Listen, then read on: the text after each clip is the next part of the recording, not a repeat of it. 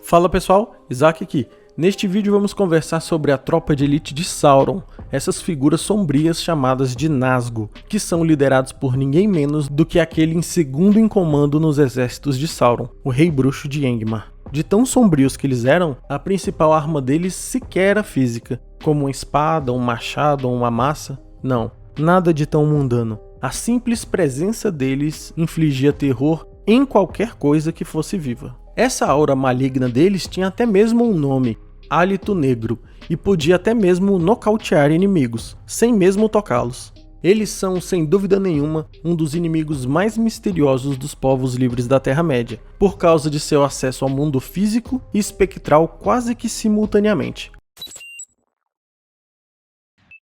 1. Mundo espectral.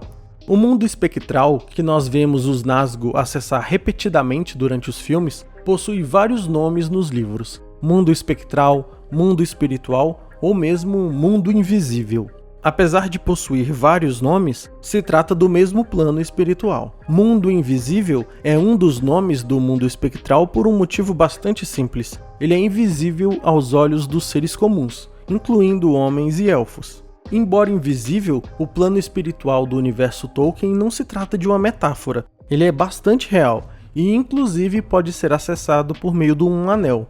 As incursões de Frodo, ou de Bilbo antes dele, a este plano espectral são bem exemplificativas. Eles ficavam invisíveis aos olhos comuns, mas as coisas que ocorriam ali eram bastante reais. Não se tratava de um sonho. Se eles morressem ali, já era. Este plano espiritual, na verdade, é onde as criaturas transcendentais do universo Tolkien, como os Valar, os Maiar e os próprios Nazgûl, manifestam suas verdadeiras formas espirituais. Como nós sabemos, Gandalf, por exemplo, não é este velhinho simpático que nós vemos nos filmes. Isso nada mais é do que uma casca, utilizada por ele para interagir com o mundo físico. A sua verdadeira forma, a sua essência e a sua natureza são manifestadas justamente no plano espiritual. O nome original de Gandalf, em Valinor, na sua verdadeira forma, é Olorin. Vejamos o que diz o livro Contos Inacabados, abre aspas. Olorin habitava em Valinor, e embora ele amasse os elfos, caminhava invisível entre eles, ou na forma de um deles, e eles não sabiam de onde vinham as belas visões ou as sugestões de sabedoria que ele inspirava em seus corações. Fecha aspas. Por causa da profunda conexão dos Nazgûl com Sauron e o Um Anel, eles também possuem essa habilidade de acessar este plano invisível e sentir o Um Anel. Por isso que Frodo se tornava um farol para eles quando utilizava um anel e acessava o plano invisível. Aliás, o próprio nome Nazgûl significa, na língua negra de Mordor, literalmente espectro do anel. Nazg significa anel. Gûl significa espectro. A íntima ligação deles com um anel não é por acaso, está até mesmo no nome. What are they? They are the Nazgûl, Ringwraiths, neither living nor dead.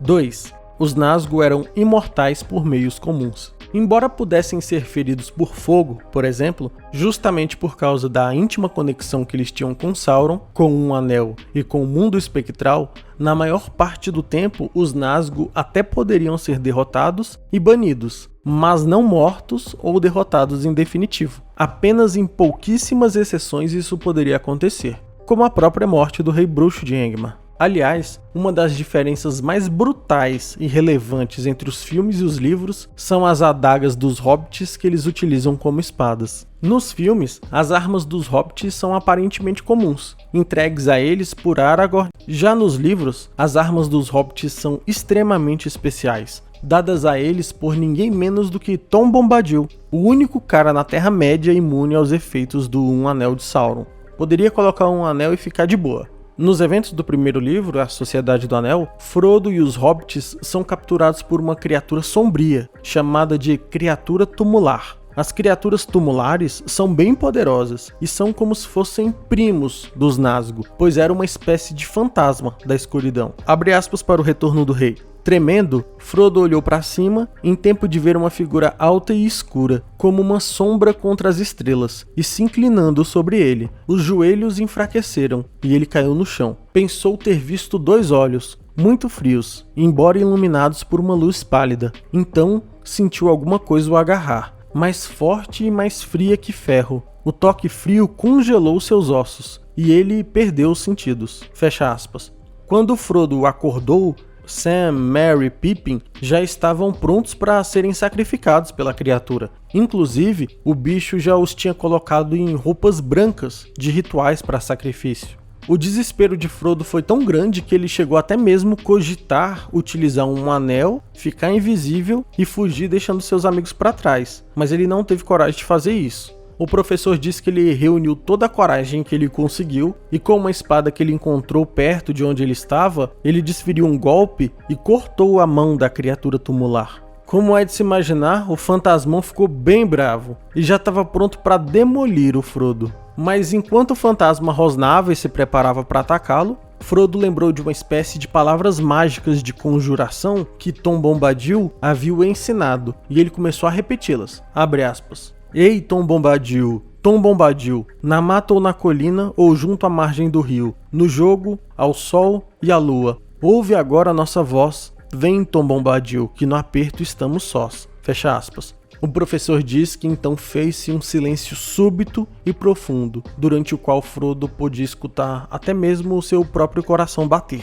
Depois de um momento longo e lento, escutou claramente, embora distante, como se viesse debaixo da terra ou através das paredes. Houve um estrondo, como de pedras rolando e caindo, e de repente a caverna foi iluminada. Uma pequena abertura, semelhante a uma porta, apareceu na extremidade da caverna, além dos pés de Frodo. Abre aspas. Ali estava a cabeça de Tom, recortada pela luz do sol que nascia vermelho atrás dela. A luz atingiu o solo e os rostos dos 3 hobbits deitados ao lado de Frodo. Eles não se mexeram, mas a tonalidade doentia desapareceu de suas faces. Tom se abaixou, retirando o chapéu, e entrou na câmara escura, cantando. Fecha aspas. Após isso, Tom Bombadil realiza uma espécie de exorcismo na tumba que eles estavam sendo mantidos presos, e o fantasma literalmente foge gritando.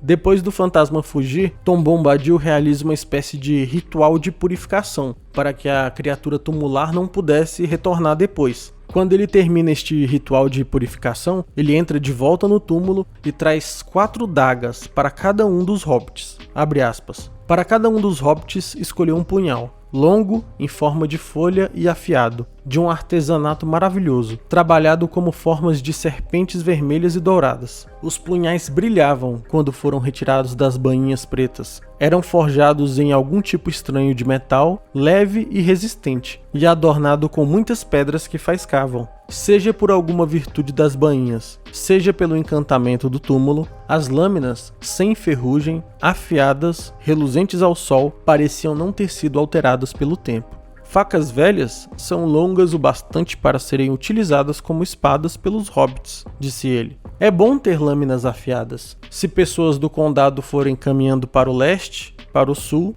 ou em direção ao perigo sombrio e distante. Então Tom disse que aquelas lâminas tinham sido forjadas muitos anos atrás pelos homens de Ponente. Eram inimigos do Senhor do Escuro, mas foram derrotados pelo maldoso rei de Cardun, na terra de Angmar. Fecha aspas. Em termos mais simples, as adagas foram forjadas pelos descendentes de Númenor, pelo povo que habitava no reino de Arnor, a cidade irmã gêmea de Gondor, que foi dizimada justamente pelo Rei Bruxo. Ou seja, essas adagas foram forjadas e encantadas pelos Dúnedain especificamente para enfrentar o Rei Bruxo e os Nazgûl. Lá na frente, quando o Rei Bruxo é derrotado por Elwyn e o Hobbit Merry, fica muito claro que a adaga de Merry foi fundamental. Abre aspas para o retorno do rei. Então procurou a espada que deixara cair, pois no momento em que golpeou o inimigo, sentiu o braço adormecer, e agora só conseguia usar o esquerdo. E ora, vejam só, lá estava sua espada, mas da lâmina saía fumaça como um ramo seco que foi jogado no fogo. Enquanto assistia, Merry viu a espada se contorcendo e encolhendo, até se consumir. Assim desapareceu a espada das colinas dos túmulos, trabalho do Ponente. Mas feliz teria ficado se soubesse o destino dela, aquele que a forjou lentamente, há muito tempo no Reino do Norte, Arnor. quando os Dúnedain eram jovens, e o maior de seus inimigos era o terror do reino de Angmar e de seu rei feiticeiro. Nenhuma outra lâmina, nem que mãos mais poderosas a tivessem brandido, teria causado naquele inimigo um ferimento tão terrível, abrindo a carne morta-viva, quebrando o encanto que prendia seus tendões invisíveis à sua vontade. Fecha aspas. Vamos conversar mais sobre isso no vídeo que eu estou fazendo especificamente sobre o Rei Bruxo de Angmar. Mas o ponto que eu acho que já ficou bem claro aqui é: as armas dadas aos hobbits por Tom Bombadil eram extremamente especiais, e uma das poucas coisas em toda a Terra-média que poderia matar um Nazgûl de forma definitiva. 3. A verdadeira razão pela qual os Nazgûl fugiram de Aragorn no primeiro filme. Este tópico é interessante porque um tempo atrás isso virou até meme. Muitos brincavam que tudo que você precisa para vencer o Rei Bruxo, ou os Nazgûl, é de um Aragorn com uma tocha. Embora quando seja colocado dessa forma seja um pouco engraçado, este meme precisa se basear exclusivamente nos filmes para fazer sentido. Porque para quem lê os livros, ele não faz.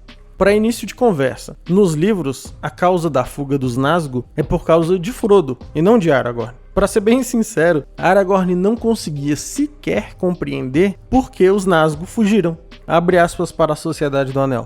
Aragorn voltou, surgindo de repente das sombras. Os hobbits se assustaram e Sam, empunhando a espada, ficou de pé, protegendo Frodo, mas Passo Largo se ajoelhou rapidamente ao lado dele. Não sou nenhum cavaleiro negro, Sam, disse ele suavemente. Nem sou aliado deles. Estive tentando descobrir alguma coisa através de seus movimentos, mas não percebi nada. Não consigo entender por que foram embora e por que não atacam de novo. Mas não senti a presença deles em nenhum ponto por aqui por perto. Fecha aspas. A resposta para a dúvida de Aragorn, de por qual motivo o Rei Bruxo teria fugido e não voltado mais, e não tentado de novo, o professor responde no capítulo A Caçada pelo Anel, em Contos Inacabados, abre aspas. Sobretudo porque o tímido e aterrorizado portador do anel resistiu a ele, ousou atacá-lo com uma espada encantada feita por seus inimigos há muito tempo justamente para destruí-lo. Por pouco, o golpe desferido não o atingiu.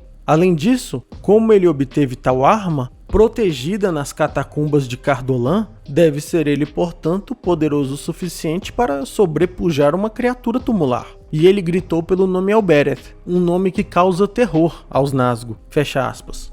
Vamos simplificar aqui o que o professor disse. Quando Frodo atacou o Rei Bruxo com uma lâmina encantada, ele gritou Elbereth, que é uma das palavras em Sindarin para Valar, como se fossem os arcanjos da Terra-média. Então, respondendo à pergunta de Aragorn, por que o Rei Bruxo e os Nazgûl fugiram e não retornaram para atacar novamente, o Rei Bruxo não esperava encontrar resistência, e sim um portador do anel fraco. No lugar, ele encontra 4 seres portando adagas encantadas, uma das poucas armas a já terem existido eficazes contra eles. Para piorar, o Rei Bruxo sabe que essas adagas estavam sendo vigiadas por uma poderosa criatura tumular. Como ele sabe disso? Bem, porque foi ele que enviou a criatura tumular para guardá-las em primeiro lugar. Abre aspas. O Rei Bruxo tinha agora uma compreensão mais clara do assunto. Muito tempo atrás conhecera algo sobre a região, em suas guerras contra os Dúnedain e especialmente sobre as Tingorrades de Cardolan.